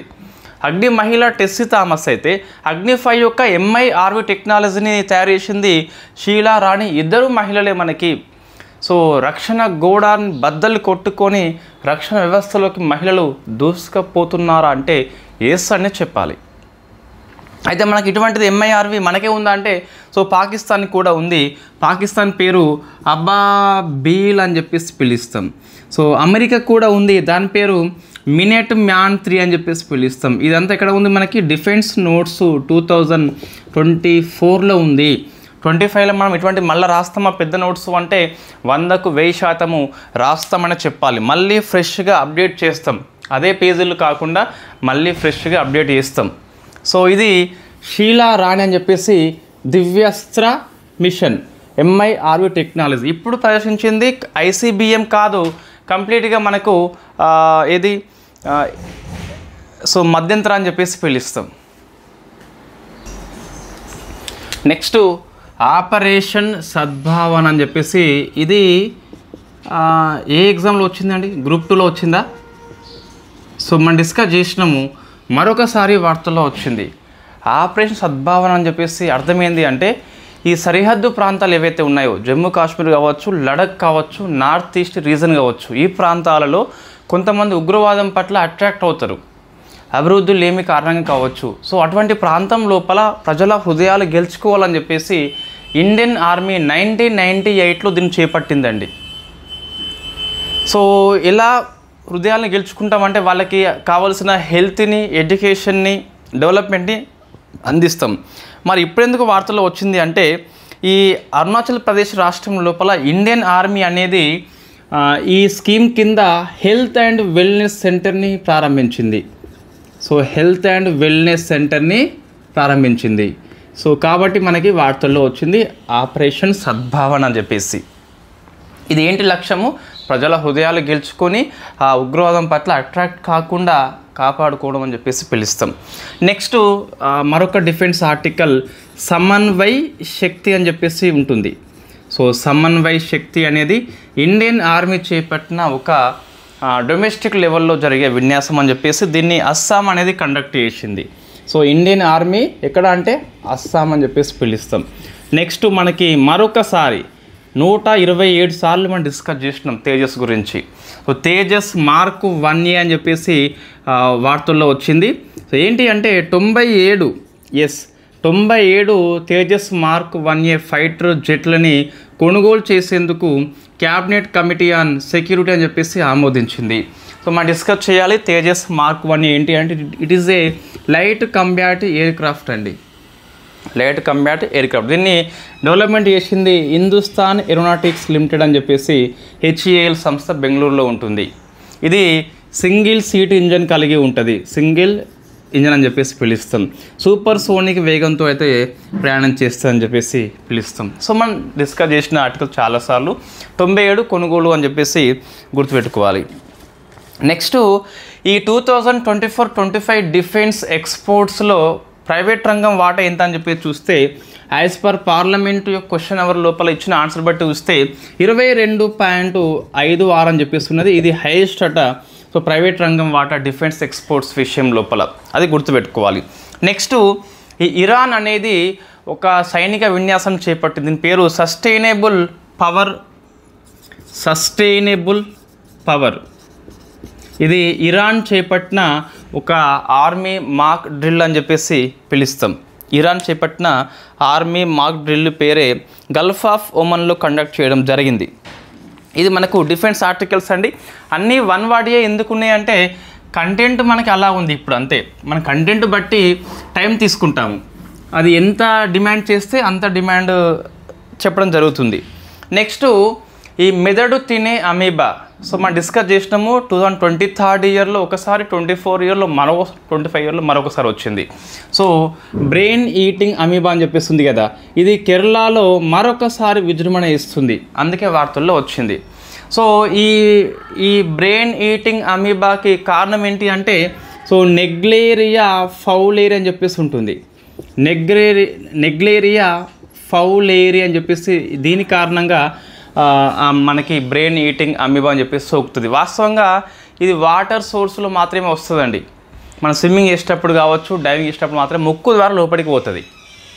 సో ఇది ఎక్కువ ఈ న్యూరో సిస్టమ్ని ఎఫెక్ట్ చేస్తుంది, నెగ్లేరియా ఫౌలేరి అని చెప్పేసి. సో కేరళలో విజృంభణ అని చెప్పేసి ఆ స్టేట్ నేమ్ మనం కంపల్సరీ గుర్తుపెట్టుకోవాలి. సో లక్షణాలు ఏముంటాయి అంటే ఫీవర్ వస్తుంది, హెడేక్ వస్తుంది, 2 వస్తే వాంతింగ్ వస్తుంది. ఈ 3 అయితే మీ లక్షణాలు కనిపిస్తున్నాయి. సో బ్రెయిన్ ఈటింగ్ అమీబా అనేది నెగ్లేరియా ఫౌలేరి ద్వారా వస్తుంది, కేరళలో విజృంభణ చేస్తుంది. అందుకు మనకి వార్తల్లో వచ్చింది. నెక్స్ట్ ప్రపంచంలోని ఫస్ట్ జెస్టేషన్ రోబోట్ అంటే ఒక రోబో అనేది గర్భం దాల్చింది, కృత్రిమ గర్భం అని చెప్పేసి పిలుస్తాం. మనకి ఆ పిండాన్ని దానిలో ప్రవేశపెట్టిండ్రు. పిండానికి మనకి ఇన్ఫ్యాక్ట్ పోషకాలు రావాలంటే గుట్టం ద్వారా అందిస్తున్నారు. అది సహజంగా ప్రసవించే అవకాశం ఉంది అట. ఇది చైనా చేపట్టింది. సో కృత్రిమ గర్భాధార కలిగిన రోబో ఎక్కడ ఉంది అంటే చైనా. అచ్చా ఇంకోటి చైనాలో కానీ యూనివర్సిటీ పేరు సింగపూర్లో ఉంది, దాని పేరు Nanyang. So Nanyang technology university ఈ ప్రయోగాన్ని చైనాలో చేపట్టింది. కంట్రీ వేరు, యూనివర్సిటీ వేరు అండి. శాస్త్రవేత్త పేరు కూడా మనకి అవసరం లేదులేండి. సో సింగపూర్ అని చెప్పేసి గుర్తుపెట్టుకుని సరిపోతుంది. సో కంట్రీ చైనా, యూనివర్సిటీ వచ్చేసి నాన్యాంగ్ ఫ్రమ్ సింగపూర్ అని చెప్పేసి పిలుస్తాం. Next rubella free country. So రుబెల్లాని పూర్తిగా తొలగించిన సో ఈ సౌత్ ఈస్ట్ ఆసియా లోపల, ఆగ్నేయ ఆసియా లోపల సో ఫస్ట్ కంట్రీగా నేపాల్ రికార్డు క్రియేట్ చేసింది. రుబెల్లా రాకుండా ఆ దేశం పూర్తిగా తగ్గించింది. సో నేపాల్ అని చెప్పేసి పిలుస్తాం. సౌత్ ఈస్ట్ ఏషియాలో ఫస్ట్ కంట్రీ. డిసీజ్ ఎలిమినేషన్ అనేది one of the favourite topic ఏబిపిఎస్సికి టీజీపీఎస్కి. సో మలేరియా రహితం కావచ్చు, రూబెల్ రహితం కావచ్చు, అది వెరీ ఫేమస్. అందులో ఫస్ట్ ఇటువంటి క్వశ్చన్ ఉన్నప్పుడు very famous question. South east ఏషియాలో రూబెల్ని పూర్తిగా తొలగించిన కంట్రీ ఏంటి మనకి? నేపాల్ అని చెప్పేసి పిలుస్తాం. నెక్స్ట్ ఈ ఆధార్ ధృవీకరణ కోసం అని చెప్పేసి ఈ ఆధార్ సంస్థ UIDAI ఉంటుంది కదా, ఇది స్టార్ లింక్తోని ఒప్పందం చేసుకుంది. స్టార్ లింక్ అనేది ఎవరిదండి? ఎలన్ మస్క్ యొక్క సంస్థ. ఏం పని చేస్తుంది అంటే మనము శాటిలైట్ ఇంటర్నెట్ సౌకర్యం కల్పిస్తుంది. టవర్ ద్వారా కాకుండా మనకు శాటిలైట్ ద్వారా ఈ సౌకర్యం కల్పిస్తుంది. సో ఈ UIDAI సంస్థ అనేది ఒప్పందం చేసుకుంది కాబట్టి వార్తల్లో కనిపించింది. నెక్స్ట్ ఒక 3 చిన్న ఆర్టికల్స్, ఇవి మ్యాక్స్ అని చెప్పేసి పిలుస్తాం. ఈ మ్యాక్స్ ఏంటి అంటే రష్యా అనేది వాట్సాప్కి బదులుగా ఉపయోగించే సోషల్ మీడియా. ఇట్లా ప్రశ్న వస్తుంది ఎక్కువసార్లు. సొంత వాట్సాప్ అని చెప్పేసి చెప్పవచ్చు, రష్యాది మ్యాక్స్ అండి. నెక్స్ట్ చిత్రగుప్త అని చెప్పేసి ఉన్నది. ఇది సైబర్ క్రైమ్ యొక్క నిషేధం కోసం అని చెప్పేసి IIT కాన్పూర్ యొక్క పూర్వ విద్యార్థి రుషిత్ సోనీ రూపొందించిన software. So Rushit Soni IIT Kanpur గుర్తుపెట్టుకోవాలి. IIT కాన్పూర్ సహకారంతో రూపొందించాడు. సైబర్ క్రైమ్ని సో గుర్తిస్తాడట మనకి. నెక్స్ట్ సూర్య అని చెప్పేసి ఉన్నది. సో సూర్య అంటే మనకి ఒక AI టూల్ అండి. ఈ AI టూల్ని నాసా దాంతోపాటు IBM కలిపి రూపొందించినాయి. ఈ సౌర తుఫాల్ని గుర్తిస్తుంది మనకి. సౌర తుఫాల్ని గుర్తించినటువంటి AI టూలే ఈ సూర్య అని చెప్పేసి పిలుస్తాం. చిన్న పాయింట్స్ 1 వర్డ్ లైన్లో ఉన్నాయి అన్నీ కూడా. S&T అదర్స్ లోపల ఏంటి? ఫస్ట్ చూస్తే నెగ్లేరియా ఫౌలేరి కారణమైన బ్రెయిన్ ఈటింగ్ అమీబా కేరళలో విజృంభణ చేస్తుంది, అది గుర్తుపెట్టుకోండి. Gestation robot first time China రూపొందించింది. ఎవరు చైనా లోపల అంటే సింగపూర్ నాణ్యంగా అని చెప్పేసి పిలుస్తాం. Rubella free country, south east ఏషియాలో ఫస్ట్ కంట్రీ నేపాల్ అని చెప్పేసి ఉన్నది. UIDAI సంస్థ స్టార్ లింక్ ఒప్పందం చేసుకుంది ఆధార్ యొక్క ధృవీకరణ కోసం అని చెప్పేసి ఇంటర్నెట్ సౌకర్యాన్ని కల్పిస్తుంది. Star link by Elon Musk. Max అంటే రష్యా అనేది వాట్సాప్కి ప్రత్యామ్నాయం తీసుకొచ్చిన సోషల్ మీడియా యాప్. చిత్రగుప్త అంటే సో ఇది సైబర్ క్రైమ్ని గుర్తించినటువంటి ఒక సాఫ్ట్వేర్. సూర్య అంటే AI టూలు by NASA plus IBM solar ఫ్లేర్ని గుర్తిస్తుంది. ఇది S&T అని చెప్పేసి కరెంట్ అఫైర్స్లో ఉన్నటువంటి ఆర్టికల్స్ మనకి. సో నెక్స్ట్ మనకి పర్యావరణం ఆర్టికల్స్ అండి. సో ఇక్కడ చూస్తే ఇండియా యాజ్ పర్ PIB చూద్దాం ఫస్ట్ మనం. India largest hybrid, so hybrid renewable project అట. ఇది highest hybrid. So hybrid means మనకి సోలార్ ఉంటుంది అండ్ విండ్ కూడా ఉంటుంది. సో సౌర ఎనర్జీ అండ్ విండ్ అని చెప్పేసి ఉంటుంది కదా, అంటే గాలి అని చెప్పేసి పవన్ శక్తి అని చెప్పేసి పిలుస్తాం. సో ఇది హైయెస్ట్ అట. దీని లడఖ్ లోపల ఏర్పాటు చేసిందట. ఎవరు అంటే solar energy corporation of India ప్రభుత్వ రంగ సంస్థ ఏర్పాటు చేసింది.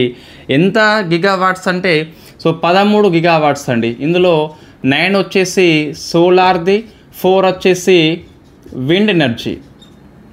ఇది PIBలో వచ్చింది. సో ఎవ్రీథింగ్ ఈజ్ ఫైనా? No, big no. PIBలో కూడా తప్పులు వస్తాయి అంటే వాళ్ళకి అంతకుముందున్న ఆర్టికల్స్ తెలిసి ఉండకపోవచ్చు కొన్నిసార్లు. సో మీకు ప్రపంచంలోనే అతి పెద్ద హైబ్రిడ్ రెన్యూవబుల్ ఎనర్జీ ప్రాజెక్ట్ అనేది అదానీ గ్రీన్ లిమిటెడ్ సంస్థ గుజరాత్లో ఉన్న కాడ్వా ప్రాంతం లోపల ఏర్పాటు చేసింది. అది 30 గిగావాట్స్ అండి ఏర్పాటు చేయబోతుంది. ఇవి 2 కూడా ఏర్పాటు చేయబోతున్నాయి, ఇంకేవి ఏర్పాటు కాలేదు. మరి 30 గిగావాట్స్ అని చెప్పేసి పిలుస్తాం. అదానీ గ్రీన్ ఎనర్జీ సంస్థ రూపొందించింది గుజరాత్లో ఉన్న కాడ్వా లోపల. సో మరి ఏది ఆన్సర్ అంటే 100కు 100% ఇదే ఆన్సర్ అండి. ఇదే ఆన్సర్ మనకి. సో ఇదే ఆన్సర్. ఇది మరి PIBలో వచ్చిందా అంటే వచ్చింది, కానీ మనకి అది ఆన్సర్ తీసుకోము. మేబీ ఇది ప్రైవేట్ రంగ సంస్థ ఏర్పాటు చేస్తుంది, ఇది ప్రభుత్వ రంగ సంస్థ ఏర్పాటు చేస్తున్నటువంటి దాంట్లో ఫస్ట్ది అయితే కావచ్చు. సో ఇది గవర్నమెంట్ సెక్టార్ లోపల, ఇది ప్రైవేట్ సెక్టార్ లోపల. ఓవరాల్గా చూస్తే మనకి ఇదే వస్తుంది, ఇదైతే కాదు. నెక్స్ట్ ఆర్టికల్ చూస్తే మనకి టిబెట్లో అతిపెద్ద సౌర పార్క్ని చైనా నిర్మిస్తుంది. సుమారుగా 610 స్క్వేర్ కిలోమీటర్స్ ప్రాంతం లోపల ప్రపంచంలోని అతిపెద్ద సౌర పార్క్ని ఏర్పాటు చేస్తుంది చైనా, టిబెట్లో అని చెప్పేసి గుర్తుపెట్టుకోండి. Next compostable bioplastic. So compostable అంటే మనకు భూమిలో ఈజీగా కలిసిపోతుంది. సో బయోప్లాస్టిక్స్ అంటే మనకి రెన్యూవబుల్ ఎనర్జీని ఉపయోగించి తయారు చేయబడ్డ ప్లాస్టిక్ అని చెప్పేసి పిలుస్తాం. ఇది రైల్వే లోపల very first time north east railway రూపొందించింది ఐఐటి గౌహతి యొక్క హెల్ప్తోని. సో ఐఐటి గౌహతి యొక్క హెల్ప్తో దీన్ని రూపొందించింది. ఏంటిది? ఇండియాలో మొట్టమొదటి రైల్వే ఏంటి ప్రశ్న వస్తుంది. బయోప్లాస్టిక్ను ఉపయోగిస్తున్న ఫస్ట్ రైల్వే చూస్తే నార్త్ ఈస్ట్ ఫ్రాంటియర్. సో ఉత్తర సరిహద్దు రైల్వే అని చెప్పేసి నార్త్ ఈస్ట్ ఫ్రాంటియర్ రైల్వే, ఈశాన్య సరిహద్దు రైల్వే అని చెప్పేసి దీన్ని రూపొందించింది. నార్త్ ఈస్ట్ ఫ్రాంటియర్ రైల్వే అని చెప్పేసి పిలుస్తాం. సో ఇవి మనకి వార్తల్లో ఉన్న ఎన్విరాన్మెంట్ కరెంట్ అఫైర్స్. జస్ట్ ఏం లేదు, ఇండియాలో అతిపెద్ద హైబ్రిడ్ పార్క్ అని చెప్పేసి ఉన్నది, కానీ అది కాదు ఇది అని చెప్పేసి మైండ్లో పెట్టుకోండి. బట్ ఇది గుర్తుపెట్టుకోండి, SCECI సంస్థ దీన్ని రూపొందించింది. SCECI S. తర్వాత చూస్తే ఇదేంది? సో ప్రపంచంలో అతిపెద్ద సౌర పార్క్ని చైనా, టిబెట్లో ఏర్పాటు చేయబోతుంది. Bioplastic in railway very first time అంటే నార్త్ ఈస్ట్ ఫ్రాంటియర్ రైల్వే అని చెప్పేసి ఐఐటి గౌహతి వెళ్ళిపోయడం జరిగింది. నెక్స్ట్ జాగ్రఫీ ఆర్టికల్ అండి. సో యురేనస్కి 28 ఉపగ్రహాలు ఉన్నాయి కదా, ఇప్పుడు 29వ ఉపగ్రహాన్ని నాసా ప్రయోగించిన జేమ్స్ వెబ్ టెలిస్కోప్ గుర్తించింది. దాని పేరు ఏంటని చెప్పేసి చూస్తే S2025 U1 అని చెప్పేసి పిలుస్తాం. ఇది యురేనస్ యొక్క 29th ఉపగ్రహము. సో దీనికి పేరు అఫీషియల్గా ఇంటర్నేషనల్ ఆస్ట్రానామికల్ యూనియన్ అయితే త్వరలో ఇస్తుంది. అప్పుడు మనం దాని పేరు డిస్కస్ చేద్దాం, పేరు ఏంటుందని చెప్పేసి. పేరు అవసరం ఉంటుంది ఎగ్జామ్ దృష్ట్యా. నెక్స్ట్ ఇంటర్నేషనల్ అఫైర్స్ అండి. చైనా విదేశాంగ శాఖ మంత్రి వాంగ్ యీ అని చెప్పేసి ఇండియాకి వచ్చిండు. అవుట్కమ్స్ పెద్దగా ఏమీ లేవు. మనం చైనా వర్సెస్ ఇండియా చాలాసార్లు డిస్కస్ చేసినాం. ఒకసారి మీకు కావాలంటే ఇంటర్నేషనల్ రిలేషన్స్ 2024 నోట్స్లో ఇండియా అండ్ అదర్ కంట్రీస్ అని చెప్పేసి, నైబర్హుడ్ కంట్రీస్ అని చెప్పేసి హెడ్డింగ్ ఉంటుంది, అక్కడ చూసుకోండి, మీకు అర్థమవుతుంది చైనా ఇండియా సంబంధాలు ఎలా ఉన్నాయని చెప్పేసి. పెద్ద అవుట్కమ్స్ ఇక్కడ ఏం లేవు. ఇండియా సింగపూర్ మధ్య మీకు joint working on trade and investment అని చెప్పేసి ఉంటుంది. సో ఈ సమ్మిట్ అనేది న్యూఢిల్లీ హోస్ట్ చేసింది. ఇండియా సింగపూర్ మధ్య joint working group on trade and investment యొక్క 4th సమ్మిట్ని ఢిల్లీ హోస్ట్ చేసింది. సరిపోతుంది, ఎందుకంటే ఎక్కువ అవసరం లేదు. So next government policy discuss చేయబోతాం మనం. నెక్స్ట్ గవర్నమెంట్ పాలసీ అండి. సో చూస్తే ఫస్ట్ ఆన్లైన్ గేమింగ్ బిల్ 2025 అని చెప్పేసి వార్తల్లో ఉంది. సో వెరీ ఫేమస్ క్వశ్చన్ ఇది. Online gaming 2025. సో రాష్ట్రపతి యొక్క పూర్వ అనుమతి తీసుకొని బిల్లుని లోక్సభలో ప్రవేశపెట్టారు. సో లోక్సభ మనకి ఆమోదించింది. So very very famous question. ఏంటి అంటే ఇందులో ఇది ఏ మినిస్ట్రీ తయారు చేస్తుంది అంటే ministry of electronics and information technology ఈ ఆన్లైన్ గేమింగ్ కిందకి వస్తుంది. ఇందులో ఏది పర్మిట్ చేస్తుంది అంటే ఏది అలో చేస్తుంది అంటే, ఒకటి ఫస్ట్ గుర్తుపెట్టుకోవాలి, ఆన్లైన్ గేమింగ్లో 2 రకాలు ఉంటుంది. మనీ పెట్టి ఆడేటి కొన్ని సోషల్ గేమ్స్ ఉంటాయి. సో దానికైతే ఇది పర్మిట్ చేస్తుంది. ఒకటి ఆన్లైన్ సోషల్ గేమ్స్, సో దీనికి పర్మిట్ ఉంది. దాంతోపాటు ఈ స్పోర్ట్స్ కూడా పర్మిట్ ఉంది. ఈ స్పోర్ట్స్ అనేది ఎలా ఉంటుందని చెప్పేసి ఎవరు రూపొందిస్తారంటే మినిస్ట్రీ ఆఫ్ ఎలక్ట్రానిక్స్ కాదు. ఆన్లైన్ గేమింగ్స్ అన్ని ministry of electronics and IT కింద పనిచేస్తాయి. కానీ ఈ స్పోర్ట్స్ ఎలా నిర్వహణ చేయాలని చెప్పేసి మినిస్ట్రీ ఆఫ్ స్పోర్ట్స్ రూల్స్ రూపొందిస్తుందట. సో మినిస్ట్రీ ఆఫ్ స్పోర్ట్స్ అయితే రూల్స్ రూపొందిస్తుంది. ఇది గుర్తుపెట్టుకోండి, కన్ఫ్యూజ్గా అవుతుంది చెప్పేది. ఆన్లైన్ గేమింగ్ బిల్లు అనేది దేని కిందకి వస్తుంది? Ministry of electronics and IT కిందకి వస్తుంది. అందులో ఈ స్పోర్ట్స్కి అనుమతి ఉంది. ఈ స్పోర్ట్స్ యొక్క రూల్స్ని ఎవరు రూపొందిస్తారంటే మినిస్ట్రీ ఆఫ్ స్పోర్ట్స్ రూపొందిస్తుంది. సో మరి ఏది బ్యాన్ చేసింది అంటే, ఇన్ఫ్యాక్ట్ మనకి బెట్టింగ్ గేమ్స్ ఉంటాయి, వాటిని మనము ఆన్లైన్ మనీ గేమ్స్గా పిలుస్తాం. సో డ్రీమ్ 11 లాంటి ఇక మీద ఇండియాలో ఉంటాయా అంటే ఈ చట్టం అమల్లోకి వచ్చినాక ఉండవని చెప్పాలి. చాలామంది సినిమా హీరోలు సో నువ్వు బెట్టింగ్ పెట్టు సర్వనాశనం అయిపో అని చెప్పేసి ఆ బెట్టింగ్ యాప్లకి ప్రచారం చేస్తారు. ఈవెన్ కొంతమంది క్రికెటర్స్ కూడా చేస్తారు. నువ్వు బెట్టింగ్ యాప్ సో డౌన్లోడ్ చేసుకో, బెట్టింగ్ పెట్టు, లక్షలు పోగొట్టుకో అని చెప్పేసి ప్రచారం చేస్తారు. ప్రముఖ హీరోలు చేస్తారు. Unfortunately very bad thing.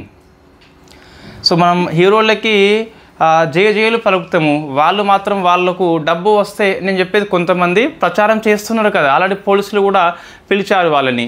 So వాళ్ళు మాత్రం డబ్బు కోసము ఈ పాన్ మసాలా, గుట్కా మసాలా, కేసరి అట, లేకుంటే ఈ థమ్సప్ తాగు, నువ్వు థమ్సప్ లేకుంటే తినేది లేదు అని చెప్పేసి అలా చెప్పే ప్రచారంలో చేసిన ఏ యాక్టర్ కూడా లైఫ్లో థమ్సప్ తాగి ఉండడు. చిన్నప్పుడేమో కానీ హీరోగా అయినాక అయితే తాగి ఉండడు, కంపల్సరీ తాగి ఉండడు.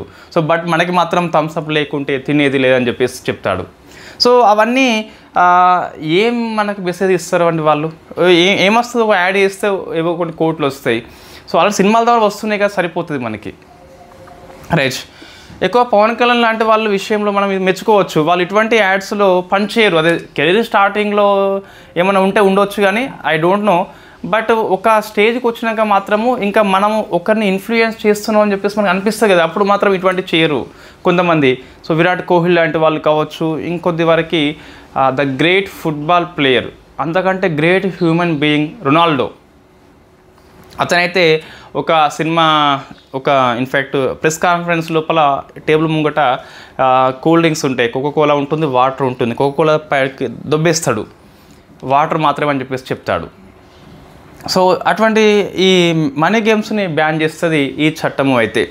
సో ఒకవేళ దీన్ని కనుక ప్రచారం కండక్ట్ చేస్తే, యాడ్స్ కనుక ఇస్తే కనుక వాళ్ళకి సో 3 ఏళ్ల పాటు జైలు శిక్ష, 1 crore వరకు ఫైన్ విధిస్తారు. మళ్ళీ రిపీట్ చేస్తే ఇది 5 years అవుతుంది, ఇదేమో సుమారుగా 2 కోట్లు అయితే అవుతుందనండి. ఇది బెస్ట్ చట్టము. మనం ఎంకరేజ్ చేయాలి. ఇటువంటి ప్రభుత్వాలు చాలా బాగా పనిచేస్తాయి ఇటువంటి విషయం లోపల, మనం సపోర్ట్ చేయాలి. గొప్ప సంస్థలు దీన్ని వ్యతిరేకిస్తాయి, నెగిటివ్గా బ్లేమ్ చేస్తాయి ప్రభుత్వాన్ని. మనం సపోర్ట్ చేయాలి మంచి చట్టం తీసుకొచ్చినప్పుడు ప్రభుత్వాలకి. సో నెక్స్ట్ సెకండ్ది జన విశ్వాస్ బిల్లు అని చెప్పేసి ఉన్నది. సో జన్ విశ్వాస్ 2.0 బిల్లు అండి. ఇవి చిన్న క్రైమ్స్ని డీక్రైమ్ చేస్తాయి. సో అంటే అంతకుముందు అది నేరం ఉంటుంది, ఇప్పుడు నేరం కాదండి. దీనివల్ల ఏమవుతుందంటే ఈజ్ ఆఫ్ డూయింగ్ బిజినెస్ అయిపోతుంది, ఈజ్ ఆఫ్ లివింగ్ అయిపోతుంది. ఈజీగా జీవించవచ్చు, ఈజీగా వ్యాపారం చేసుకోవచ్చు. ప్రతి చిన్నది క్రైమ్ అని చెప్పేసి లోపలేస్తే వాడు వ్యాపారం చేసుకోలేడు. సో దీనిలో భాగంగా సుమారుగా 10 మినిస్ట్రీస్ ఏవైతే ఉన్నాయో, ఈ 10 మినిస్ట్రీ కింద 16 చట్టాల్లో ఉన్న సుమారుగా 355 ప్రొవిజన్స్ని రద్దు చేయడం జరిగింది. ఆ 355 ప్రొవిజన్స్ లోపల 288 ఏమో ఈజ్ ఆఫ్ డూయింగ్ బిజినెస్ కిందకి వస్తాయి. అంటే సరిగ్గా వ్యాపారం చేసేలా ఈ చట్టాలు పనికి వస్తాయి రద్దు చేస్తే మనకి. ఒక 67 ఏమో is of living, so living rules, వీటిని రద్దు చేసి దీనివల్ల ఏమవుతుందంటే చిన్న క్రైమ్స్ అనేవి క్రైమ్ కాకుండా పోతాయి, ఈజీగా వ్యాపారం చేసుకోవచ్చు, జీవన సరళి మనకి ఈజీగా ఉండిపోతుంది. జన విశ్వాస్ 2.0 ఎందుకు వస్తున్నామంటే మనము 1.0ని 2023లో తీసుకొచ్చింది. Ease of doing business, ease of లివింగ్లో భాగంగా 355 చట్టాలు ప్రొవిజన్స్ రద్దు చేస్తున్నాం. అవి 16 చట్టాలు అని చెప్పేసి గుర్తుపెట్టుకోండి. అందులో ఉన్న రూల్స్ 355 అని చెప్పేసి, అందులో 288 ఏమో బిజినెస్ రూల్స్, 67 ఏమో లివింగ్ అని చెప్పేసి గుర్తుపెట్టుకోండి. ఇవి 2 గవర్నమెంట్ పాలసీలో భాగంగా వెరీ ఫేమస్. నెక్స్ట్ మనకి పర్సన్స్ అండి. ఫస్ట్ ఒక పర్సన్ వార్తల్లో ఉంది, మహిళ చంపా రస్పేడా అని చెప్పేసి పిలుస్తాం. ఈమెది ఒడిషాలో ఉన్న ఒక పీవీటీసీ తెగ. ఆ తెగ పేరు మనకు దిదాయి అంటాం. సో దిదాయి ఎందుకు వార్తల్లో ఉంది అంటే పీవీటీసీ తెగ నుంచి ఫస్ట్ టైం నీట్ పరీక్షని క్లియర్ చేసిన ఫస్ట్ మహిళ కాబట్టి ఈ చంపా రస్పేడ గుర్తుపెట్టుకోవాలి, దిదాయి తెగ గుర్తుపెట్టుకోవాలి, ఫ్రమ్ ఒడిషా అని చెప్పేసి. ఇది మీరు ఆన్సర్ చేయండి. ఏ రాష్ట్రంలో పీవీటీసీ ట్రైబ్స్ ఎక్కువ ఉన్నాయని చెప్పేసి, పీవీటీసీ ఎన్ని రాష్ట్రాల్లో విస్తరించబడి ఉన్నాయని చెప్పేసి, పీవీటీసీని అంతకుముందు ఏమని పిలిచారని చెప్పేసి, పీవీటీసీని ఏ కమిటీ సిఫార్సు అని చెప్పేసి ఇవన్నీ మీరు ఆన్సర్ చేయండి, మీకు రివిజన్ లాగా పనికి వస్తుంది పీవీటీసీ గురించి.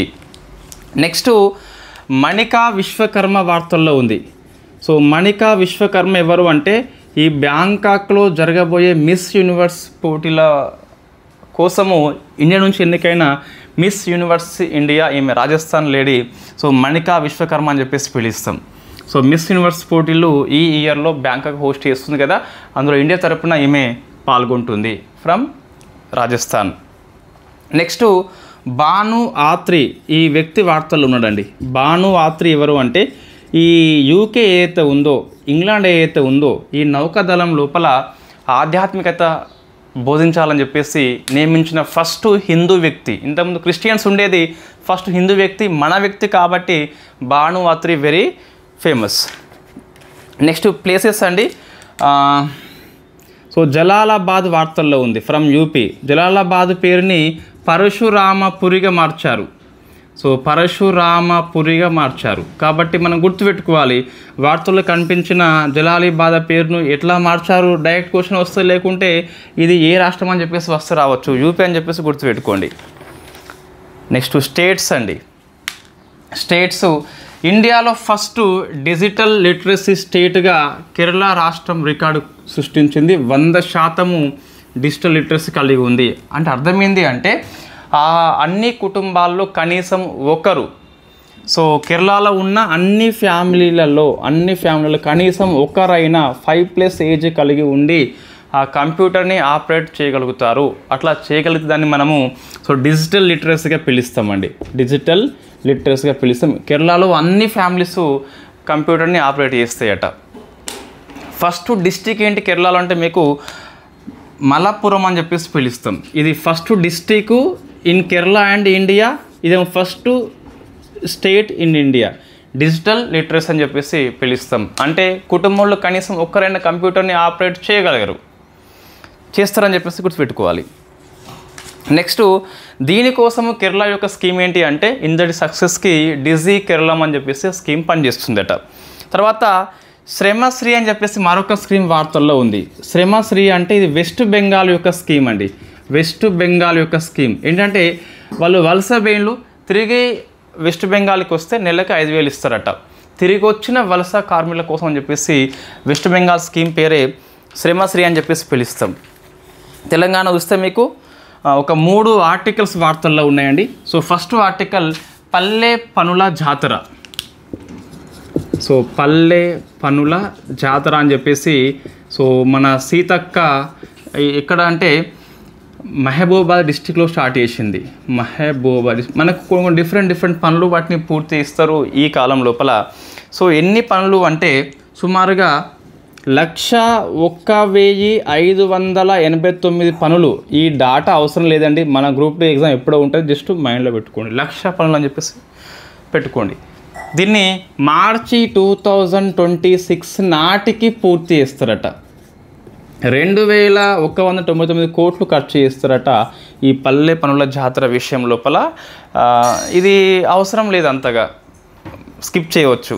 తర్వాత సో దేవదుర్గు, ఇది కర్ణాటకలో ఉంటుందండి. ఈ కర్ణాటకలో ఉన్న దేవదుర్గు ప్రాంతం లోపల మన సింగరేణి సంస్థ అనేది బంగారమును సో రాగి మైనింగ్కి గుర్తింపు పొందింది. సో లైసెన్స్ వచ్చింది కాబట్టి సింగరేణి సంస్థ ఏ రాష్ట్రంలో మైనింగ్ అని చెప్పి క్వశ్చన్ వస్తుంది, బంగారం కోసము రాగి కోసం అని చెప్పేసి దేవదుర్గు ప్రాంతం ఫ్రమ్ కర్ణాటక అని చెప్పేసి. సో నెక్స్ట్ తెలంగాణ కరెంట్ అఫైర్స్లో వెరీ ఫేమస్ ఫ్యూచర్ సిటీ అని చెప్పేసి మనం డిస్కస్ చేసినాం ఇంతకుముందు చాలాసార్లు. మరొకసారి వార్తల్లో వచ్చింది. ఇది నిర్మాణం కోసం అని చెప్పేసి మనకు సో ఫ్యూచర్ సిటీ డెవలప్మెంట్ అథారిటీని ఏర్పాటు చేస్తున్నారు. దేని కింద అంటే మీకు Telangana urban area development act 1975 act కింద ఈ సిటీ డెవలప్మెంట్ కోసం చెప్పేసి ఈ అథారిటీ ఏర్పాటు చేస్తున్నారు. ఫ్యూచర్ సిటీ డెవలప్మెంట్ అథారిటీ అనేది దేని కింద ఏర్పాటు అవుతుందంటే తెలంగాణ అర్బన్ డెవలప్మెంట్ స్కీమ్ 1975 అని చెప్పేసి ఉంటుంది చట్టము, దాని కింద ఇది పనిచేస్తుంది. సో మీకు చూస్తే ప్రశ్న ఎలా వస్తుంది అంటే ఈ సిటీ ఎక్కడ ఏర్పాటు చేస్తున్నామంటే సో ఫ్రమ్ రంగారెడ్డి డిస్టిక్లో ఉన్న సుమారు 7 మండలాల్లో ఉన్న 56 రెవెన్యూ విలేజ్లను కలుపుకొని ఈ సిటీ ఏర్పాటు చేస్తున్నాము. సో ఈ సిటీకి వాటర్ అవసరం కదా, ఈ వాటర్ అనేది మనకు ఈ పాలమూరు రంగారెడ్డి ఎత్తిపోతల పథకంలో ఉన్నటువంటి వట్టెం లేదా వెంకటాద్రి అంటాం. సో వెంకటాద్రి లేదా వట్టెం రిజర్వేర్ నుంచి ఈ సిటీకి తాగునీరు వస్తుంది. ప్రశ్న వస్తుందండి. దాంతోపాటు భారతదేశంలో ఫస్ట్ నెట్ జీరో స్మార్ట్ సిటీగా ఇది రికార్డ్ క్రియేట్ చేయబోతుంది. ఇండియాలో first net zero smart industrial city అని చెప్పేసి దీన్ని పిలుస్తాం. ఏ డిస్ట్రిక్ట్లో ఉన్నది? హైదరాబాద్ కాదు. సో 6 డిస్ట్రిక్ట్, 7 మండల్స్, 56 విలేజ్ కలిపి ఏర్పాటు చేయబోతున్నారు.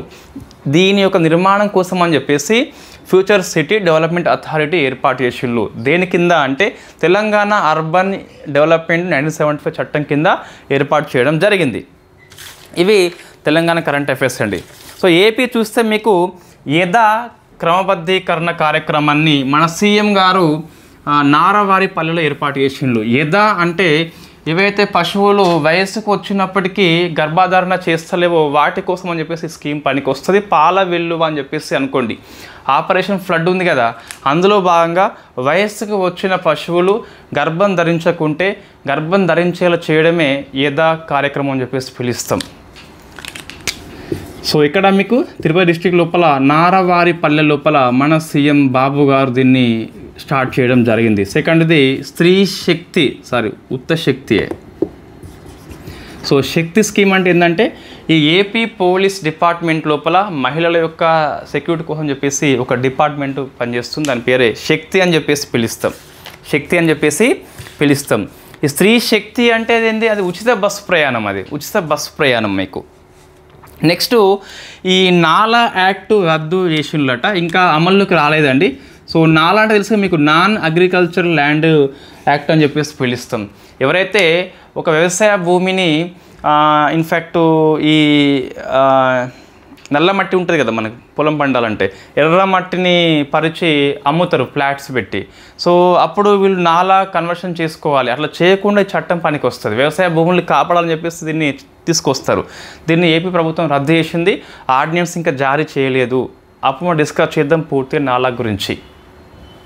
తర్వాత మీకు P4 కార్యక్రమాన్ని సో మన సీఎం గారు మంగళగిరి లోపల ప్రారంభించారు. మంగళగిరి లోపల అయితే ఇదే స్కీమ్ని ఉగాది రోజు ప్రారంభించిండు మన సీఎం గారు. ఎక్కడ అంటే అమరావతి లోపల వెలగపూడి గ్రామం లోపల స్టార్ట్ చేసిండు. P4 అంటే మీకు ఏమొస్తుందండి?